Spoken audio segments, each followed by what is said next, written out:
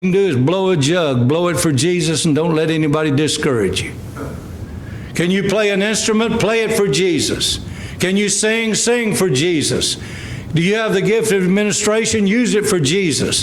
Do you have the gift of helps? Use it for Jesus.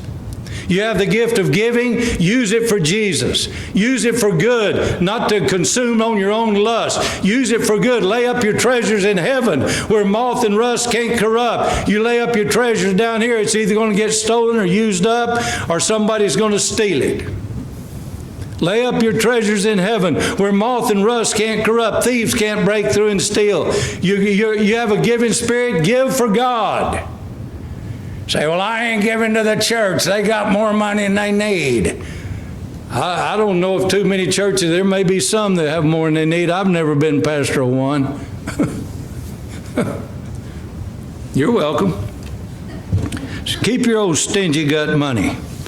God will have a way of getting it.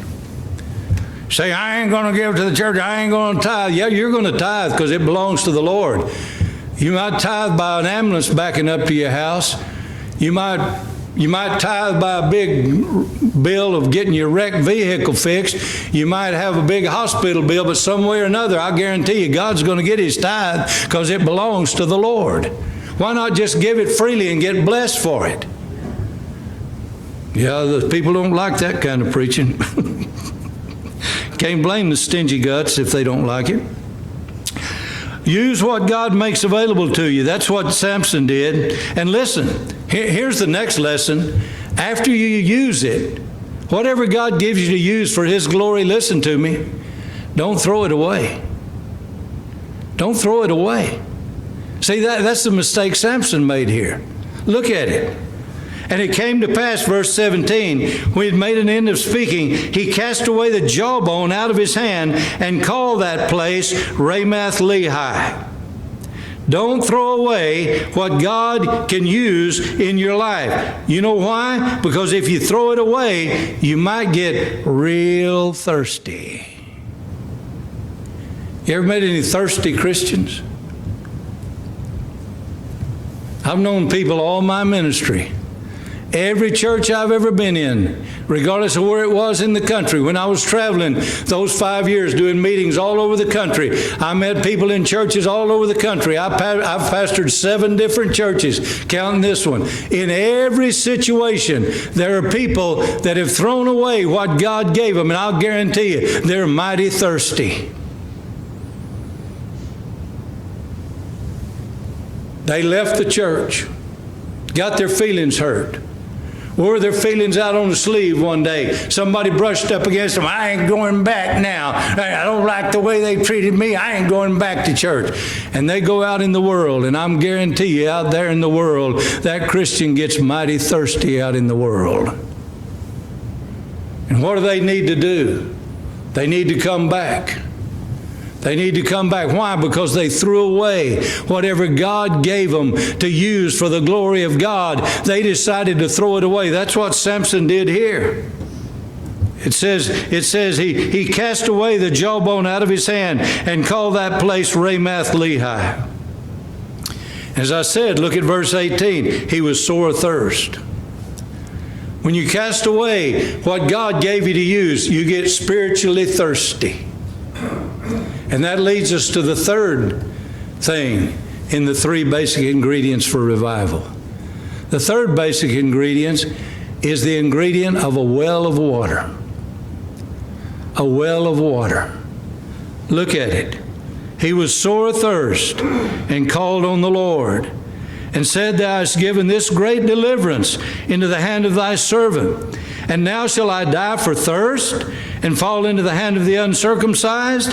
But God. Isn't that a great 2 words? There's a modern day contemporary Christian song that about every 3rd or 4th line in the song it says, but God. But God. Aren't those 2 great words? But God. I mean, someday I was going along in the world having a high time and everything, and I thought, man, I don't ever have to go to church again. I had to go to church all my life as a preacher's kid. I don't ever have to go again. I'm just going along, and all of a sudden, but God. See, I had people praying for me all over the country. Everywhere I went in the world. I mean, whether we went to the Philippines, whether we went to the Caribbean, whether we went to Vietnam, whether we were in Palma, Spain, whether we were in Naples, Italy, whether we were in Hong Kong, whether we were in Yokosuka, Japan, everywhere I went, I found out God was already there. I was running from God as hard as I could. And everywhere I wound up, God was already there. And God was ringing my bell. I mean, God was ringing my bell. Why is that? Because there were some people that cared and were willing to pray.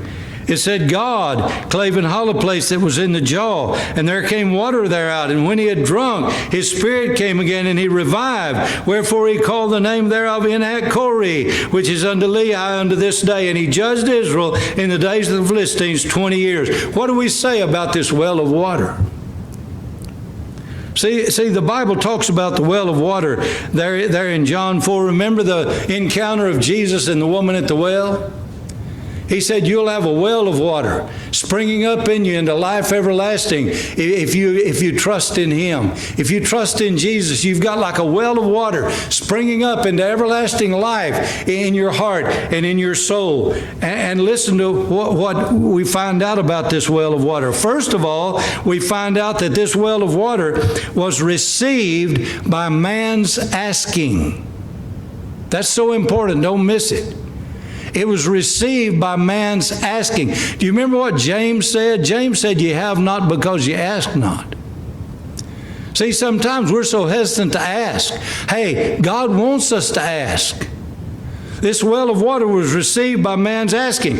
It says he was sore thirsty in verse 18 and called on the Lord. He called on the Lord. Friend, when you and I get spiritually thirsty, when we're out of fellowship, when we're out there in the world, when we're doing things that we know are wrong, man, I'll never forget. When I was on that ship and we were here, there, and yonder all over the world, I mean, we'd all go over on Liberty. And I'll be honest with you and tell you, I did everything all the other guys did on Liberty, but there was a difference when we came back to the ship. I would see guys come back to the ship. I'd see them get in their rack. That's a bed on a ship. In case you people don't understand Navy talk. They'd get in the rack and they'd just zonk out, go right to sleep. I'd get in my rack. I'd wet my pillow with tears, knowing that I was doing wrong, knowing that I was going against everything I'd been taught, knowing I was going against the Lord. The Lord had saved me when I was 12 years old, twice lost preacher's kid, First Baptist Church rule. I knew I was saved and I knew I was doing wrong. I was so backslidden. I'll tell you what, I couldn't believe some of the things that I was involved in. But I'd wet my pillow with tears at night because I was under conviction knowing I was doing wrong. See, that's the difference between somebody that's saved and somebody that's lost. There were certain things that even though I did, there were certain things I never could bring myself to do because of being a Christian. I'll never forget that we had a young guy, a new recruit that came on the ship. And we all had big lockers, you know. We had these big lockers in the space where we lived. And you had a key to your locker and everything. And he was new on the ship. He didn't know how things worked. And one day he went up to the head. That's up in the bathroom, folks, for you sane folks. He went up to the head to take a shower, and he left his locker wide open. And we had just got paid, and he had his money laying up on the shelf in his locker. I could have taken that money and stuck it in my pocket. He'd have never known the difference, who took it or anything else. I couldn't do it. I couldn't do it. I took it, I stuck it in my pocket and waited for him to come back down. When he came back down, he started looking around and he realized his money was gone and he nearly went into a panic. I said, hey boy, let me show you something. I took that money out and I said, let's see here, this is your money. I said, you need to understand everybody on this ship's not as honest as I am. Most of them would have taken your money and you'd have never known the difference. I said, here's your money. Now next time when you go to the head, lock your locker. Take your key with you. I couldn't do it. There's another thing I couldn't do, and you might find this strange. But with all the bad things that I did and all the bad things that I said, there was another thing I could never do. I could never take the name of the Lord in vain.